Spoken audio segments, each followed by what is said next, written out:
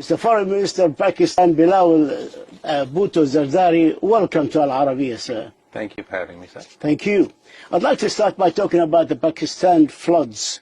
We have all seen the pictures, we have seen the destructions, 1,500 people there lost their life, 33 million displaced by the raging floods starting at the end of August. What is the situation now on the ground? Thank you, sir. It's a very dire situation right now.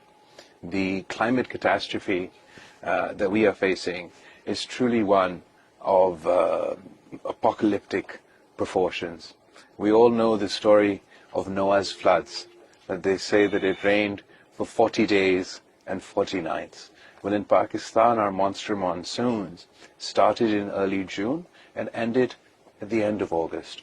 And by the time the rain finally stopped, a 100-kilometer lake formed in the middle of my country, covering a third of my country's landmass.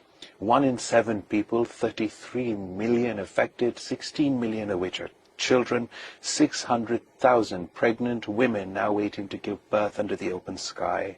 This is a compounding tragedy because not only do we have to deal with the initial impacts of the flooding, we also are staring at a potential health crisis with waterborne diseases spreading at epidemic rates across the affected areas. Then with more than 4 million acres of standing crop destroyed, we're potentially staring at a food security crisis. And to top it all off, we just engaged with our agreement with the IMF.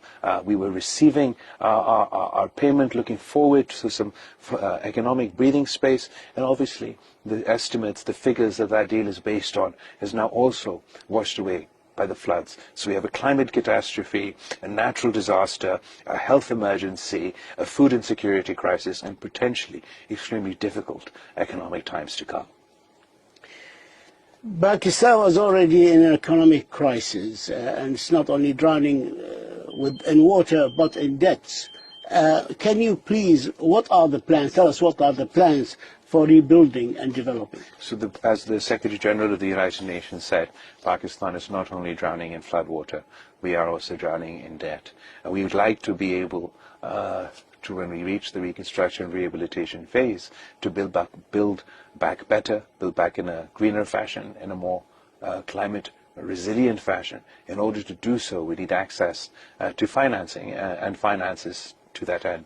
So we're not only dealing with our bilateral partners, but with international organizations, international financial organizations, and engaging with them in a conversation about how going forward we have to not only... Debt forgiveness, for example? So we're not going as far to say that, forgive our debt or something as so extreme as that, but we are speaking about a couple of options. First of all, a moratorium on payments that are due at this very moment.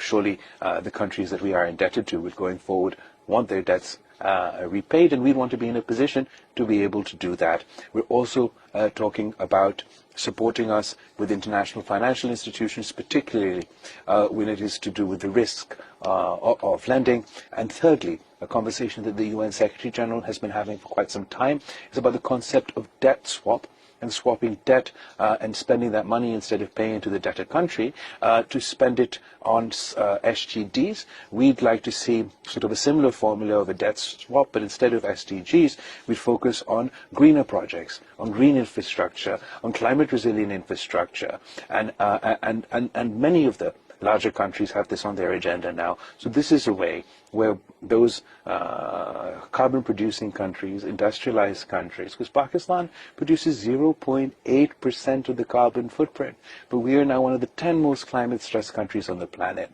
So we'd sort of like to trade our financial debt for larger countries' climate debt. And instead of paying them back the current repayments directly to them, we could spend that same money directly on green infrastructure projects for our reconstruction and rehabilitation.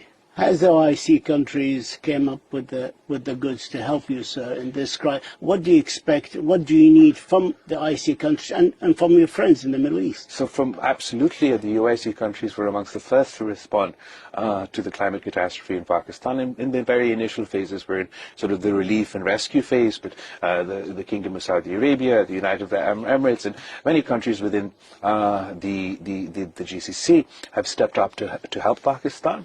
At the moment, we've only launched our flash appeal to do with the immediate needs of rescue and relief. Going forward, when we have conversations about reconstruction and rehabilitation, we have a damage needs assessment completed from the Pakistan end, and then we'll re-engage with our partners and work together, because surely this is a crisis of global making, and its solution has to be global. You made it very clear. I have only 2 minutes. You made it very clear concerning your commitment to the rights of the people of the Kashmir and their rights for self-determination. How do you see this going forward?